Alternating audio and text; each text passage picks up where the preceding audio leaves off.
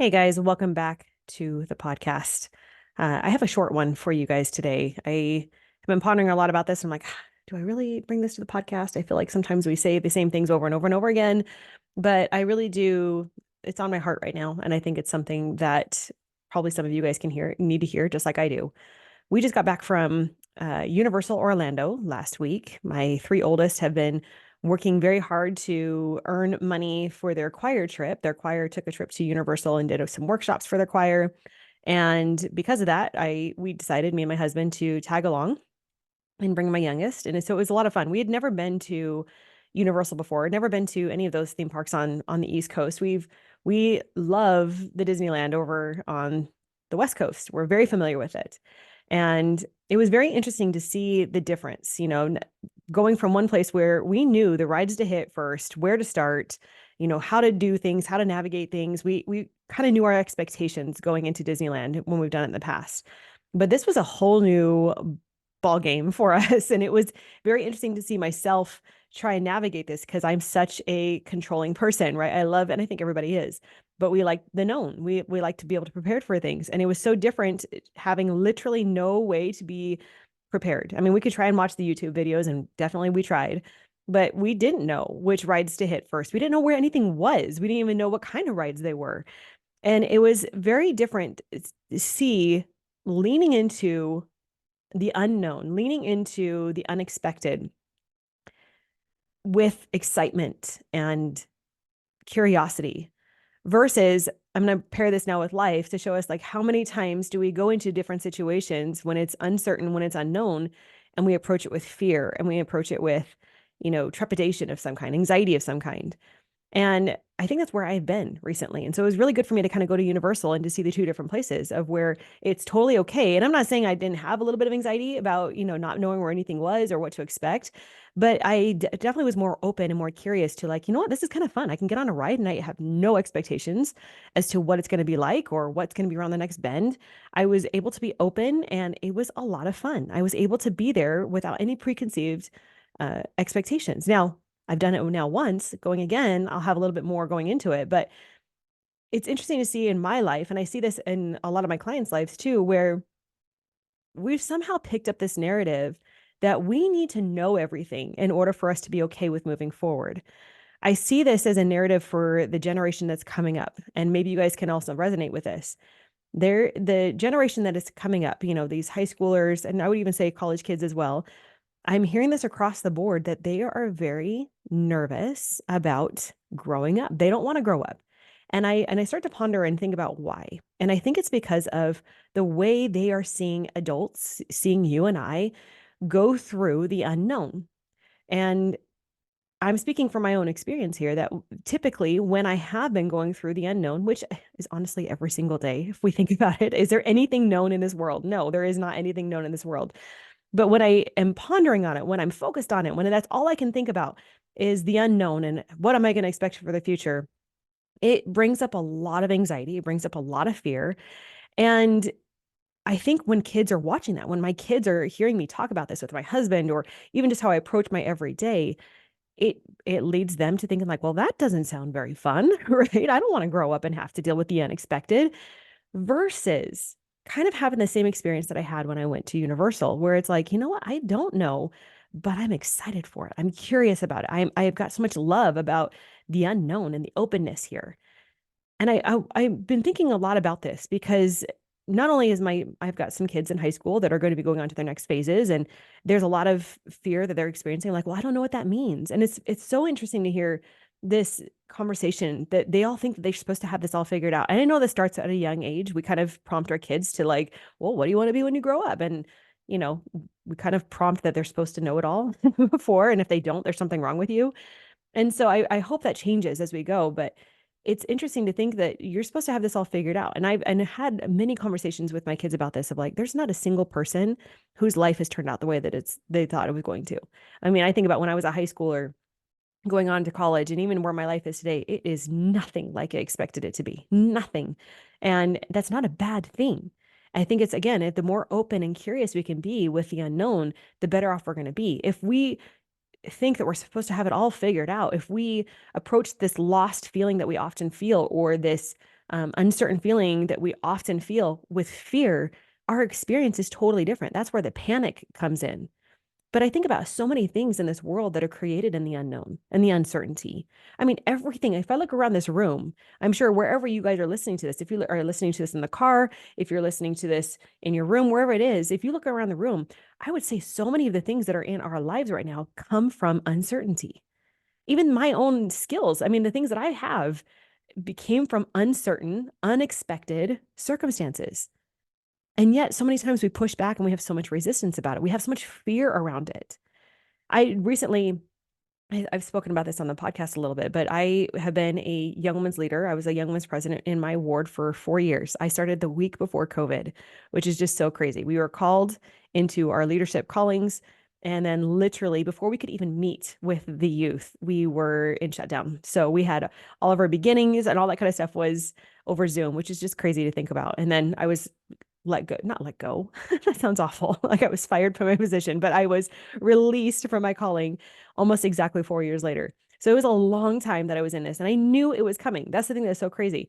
I knew this was coming. And yet, as I have leaned into this new place of not having as much control, not having as much understanding of what's going on, I have felt so lost. I'm like, what is next? What does this mean? And so much uncertainty around what is my purpose? What is my meaning? And instead, I've been stuck, literally stuck for a little bit, kind of going through this. But the thing that I would play around with is if I am feeling this way and I play around with, this is fun. This is an opportunity. This is where I can experience some more love and, curiosity, all those things that are so fun to play around with. Life is more enjoyable. And I think that is so important, again, for our kids to see that we don't need to fear everything because literally everything in this world is uncertain. Everything is. And I don't know of one person that is like, I got this all figured out. I'm very clear. I mean, we can try, we can pretend that we have it all figured out. But I think that is just us kind of trying to control the uncontrollable, honestly. So it is, we've got to learn to navigate this and shift out of, if you're feeling this lost place and if you're feeling uncertain about different things and you're in this crossroads place, how are you feeling about feeling lost? How are you feeling about feeling uncertain? Are you in this trepidation, anxiety, fear-based place? And then what are the results that you're creating for yourself? What are the things that are coming because you're feeling that way? And that's where I've been in the last little bit. And I will tell you, it's a lot of sleepless nights. I've been so disconnected from my family, so disconnected from the typical habits that I know work for me, like my meditations and my exercising, all of the things. It's just crazy what fear and panic and all those things can create. Versus, and I kind of had this shift just on Monday. So this is now Wednesday when I'm recording this podcast. But on Monday, I had this shift of like, Chantel, this is not working. This is not working and everything is uncertain. So stop trying to figure it out. Stop trying to know the how of everything. And can you just sit here in this moment and have some fun with this, in this unknown, in this falling apart? Like the things that fall apart are meant to happen. We sometimes, again, approach things that are falling apart or ending with this fear, but maybe it's a good thing. And so it's an opportunity for us to kind of, I think this is where it is powerful for us to choose the perspective that we're going to have. What you choose to think you do create. I do believe that, what we focus on, we create more of. If you choose to focus on all of the problems that you're experiencing or all the negatives, then you're, my friend, are going to create more of that. You're going to create more problems. You're going to create more negative energy around you. And I would just say that doesn't serve us. And I know sometimes our brain's like, well, but yeah, but like really, it's true. It's really difficult. I really don't know what to do. And I would just offer that that's just the fear doubling down. And so it's applying love to even the fear. Just like, I know, I hear you. It's kind of scary. It's scary going into the unknown. It's scary not knowing what's next. And I'm all in for it. I'm all in for it because here's the thing. And we've heard this cliche all of the time, but I think it's so powerful to apply here. You have lived and survived every horrible day. There's not been a day that you have not been able to survive. And I know our brain's like, yeah, but we don't know what's coming down the pipeline. And I just would love to show you, like, you have evidence up to this moment that you've been able to figure it all out. Isn't that enough? But I know our brain loves to try and sell us on that. But no, it's great for us to see that we have survived even our worst days. And you can do it again, and you can do it again, and you can do it again. And having fear does not help us navigate that anymore. So I want to help you guys just with this a little bit to help you to shift from this, right? Because I know, again, the how, right? The how comes out like, well, how do I make this shift from this lost and uncertainty and fear and trepidation and anxiety? And how do I shift it over to love and curiosity and understanding and openness, all the goals that we have? And I would just first off say that not one is better than the other. It's just understanding the results that do create from both. Because, like I said, I have been in this place for a little bit where I'm living in the fear. And I think it's good. It's the contrast, right? For us to live in fear for a little bit does show us what's possible with curiosity and love. So if you've been living in a little bit of fear, it's okay. We don't need to apply judgment. We don't need to apply more fear to it. We just need to recognize it. And that's the step number one, is to realize you got to acknowledge what you're feeling. Instead of brushing aside, this feeling of lostness or uncertainty, acknowledge them. Recognize that it's okay for you to feel this way and that it's a natural part of our human experience. Of course, we want to know everything. It only makes sense. That's that figure outer in us. That's the one that wants to understand everything. And so it's just acknowledging that. Like, yeah, I'm feeling lost right now. I'm feeling uncertain right now. And that's okay. That's step number one. Step number two is that cultivating compassion. Treat yourself with kindness and understanding. You might need at different times in our lives. Like I was just saying, I got released from this calling and it's been a little bit hard. Compassion to me may be slowing things down for a little bit. My natural inclination is to speed up, fill my time, figure out another way to fill the gap. And this is an opportunity, if you're in that same place, to slow things down and give yourself just some self-compassion. There's no hurry. There's no hurry to the other side. There is not better than here. It's just helping ourselves to rest if we need to. Like, listen to yourself. Give yourself the compassion that you need. Okay, so that's step number two. Step number three is to practice some mindfulness. That's what the typical thing is, but I think of it also just practice being present. I think that's what mindfulness really is being present in this moment. What are you thinking? What are you feeling without any judgment whatsoever? And I think that's why I love meditation. It's, again, one of the things that I have let go of in my fear.